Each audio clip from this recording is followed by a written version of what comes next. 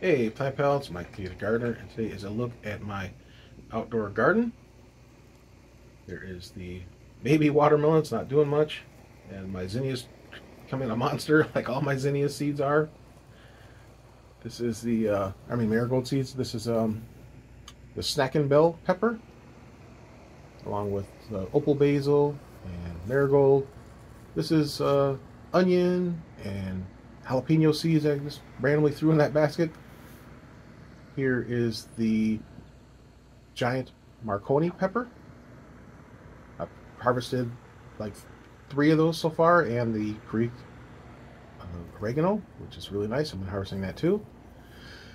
The inside circle here has random flowers, and then those 2 bags there, they're not doing much. It's supposed to be Fresno and a fish pepper, and I'm probably just going to put something else in there.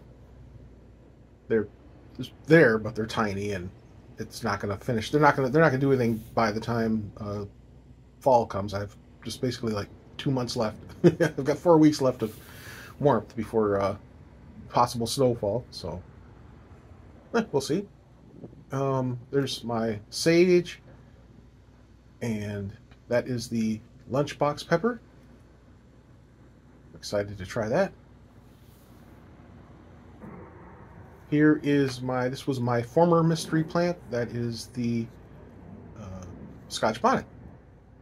And I've already got little Scotch bonnets on there, so that's really cool. Next to that is my peppermint, along with another monster marigold. It's like I see other people in videos, they put a marigold in a pot and there'll be like 2 little flowers and and a little teeny thing. These seeds I got from the Dollar Tree they just have become monsters. If I let them grow, I believe if I put them in the ground, they'd probably be like a 8-foot thing. It's pretty funny. Okay, so next to the peppermint is my strawberry bed. I've harvested 4 strawberries so far off of that, and they're really tasty.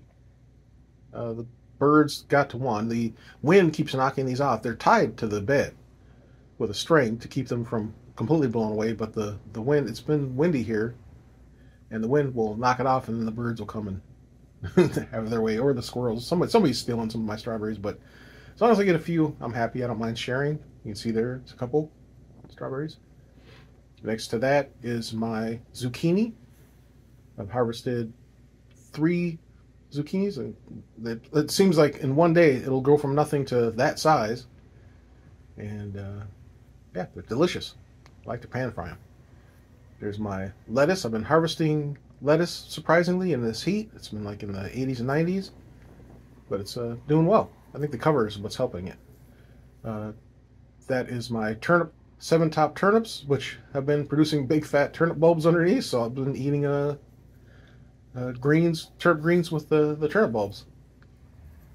There is a thing of onions, and there's a zinnia plant that I just stuck in there. And next to that is the Thai basil.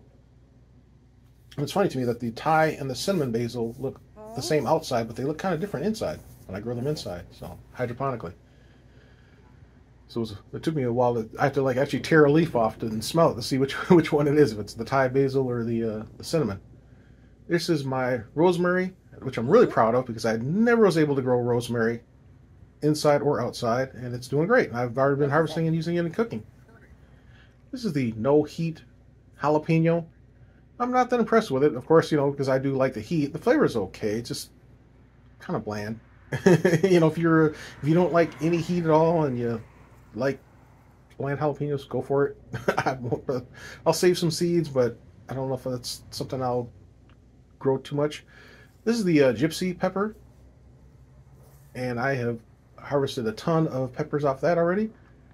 This sad little pimento, it's not doing anything. I won't grow that again. And there's the sweet basil next to it. And of course, as you see in every bag will be onions and garlic. So this is the cinnamon basil, along with the fish pepper that I took from, and pretty much everything has been cuttings from inside. And they're just really taking off. So I'm going to keep doing that. That's a method I'm going to employ from now on. Is instead of trying to start from seed, I'll just take a cutting. believe this, my wife did the filming today. She was looking for any fish peppers on there. There's a couple. You can kind of see them. So there's more, this is more cinnamon basil. And there's, next to that is a marigold, and then there's also another fish pepper that's been producing. I'm basically waiting for the basil, the flowers to go to seed, and then I'll take them out and put something for the fall. Probably some cabbage or something that, you know, or turnips or something that the you know, because I've never been able to really get a fall harvest because it's usually blazing hot, and then I kind of keep harvesting the summer stuff until it just instantly drops to cold. Right here is my buttercup squash that again, it's a cutting that I took from inside, and you can see how just gorgeous it's doing outside. I've got one giant buttercup squash on there, and this was taking seeds from the store. I need to try growing from, you know, like a seed place, because like the one inside, it produced one good squash, and the rest of the females kind of die off. So I'm not sure if that's just something that buttercup squash does, or if it's just the store seeds are being problematic. And over here is another zucchini plant, again producing lots of nice zucchinis. It's really nice to just be able to go on there, go to your garden, pull one off, and chop it up in the rings and fry it in a pan and have a delicious meal. So there is my kale.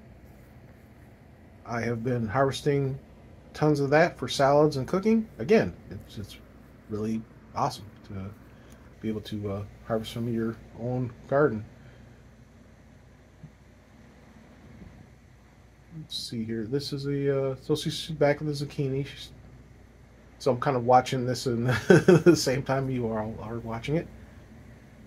Something must have caught our attention. There have been tons of pollinators and of all different kinds. We've been basically cataloging them all. There's been like 30 or 40 really cool different bees and bugs and things. All beneficial. Looking at the kale again. And right here is the cucumber plant. So I got one little baby cucumber on there. So far, even though the pollinators have been going crazy for it, they've been in and out all over. Hasn't taken off yet, but it's still early. And here's the one good buttercup squash, and it's even bigger. You'll see in the next week's tour that it's really taken off. So this is my tomato bed. I've got all manner of tomatoes. I've got Paul Robinsons. I've got Campbell's. I've got a huge variety. This is my carrot bed. I've already been harvesting a couple of little teeny baby carrots off of it. This is I think this was the Sugar Rush. Peach is not doing anything. Again, I'll probably put something else in there for the fall because it's not going to have enough time. This is my chocolate sprinkles. Tomatoes, it's either doing great. I can't wait. It's a tasty looking tomato. Here's just a store-bought seed pepper. I think it's called Sunset Sweet. There's some turnips. Here are my orange spice jalapeno peppers, and they're doing great. So I can hopefully get at least a few before the fall comes. I'm still waiting for the onion flowers are still just producing all these flowers, and I haven't seen any seeds yet, so I'm just kind of waiting on that. Here's another marigold and okra. It's not doing much, and then now the Japanese beetles have taken a liking to one leaf on there, and they ate it all up. And I haven't seen them, so hopefully they're gone now. There's my corn. Here are Roma tomatoes, and that's flowering. And the wind, it was super windy. We haven't had any rain hardly, but we've had tons and tons of wind. So I don't have to worry about I don't have to go out and shake the corn to get the pollen to fall into the future silks, because it's just been windy as all get out these last couple weeks. There's my Georgia Candy Roaster squash right here. And it's looks like I'm getting a couple squash on there, so they get to be huge. So I'm like I'm planning I'm doing a bunch of staking and stuff to give them support, because it was just kind of a lark that I put the seeds in there. I was like, I don't know if they're going to even grow here, but I'll give it a try. And I just used a tomato cage, a small one, and so you can see like that's growing up out the grow bag. It's a 30-gallon grow bag, and so I've been staking them up. And then here is the, well, let's just see, it's more the Georgia Candy Roaster. Oh no, that's actually the Tigger melon. There's a strawberry, so there's like one little baby red strawberry on there. There's a couple of little shrinky strawberries that I'm letting the birds have. They're very tiny. I took one. It was good. So here is the Tigger melon. I don't know if I have any. I didn't see any in this tour. We'll have to see the next tour if I have any. But it's flowering. It's pretty. It's tendrils everywhere. This sad little fella down below is the patty pan, and now it's being covered up by the by the Kombucha squash. It's so I'll just have to try patty pan at a different location next spring. So this is some jalapenos I just stuck in there, the hanging basket. Here's another look at the corn. And so it had the tassels, it didn't have silk. You'll have to wait till the next tour to see what's going to happen with that.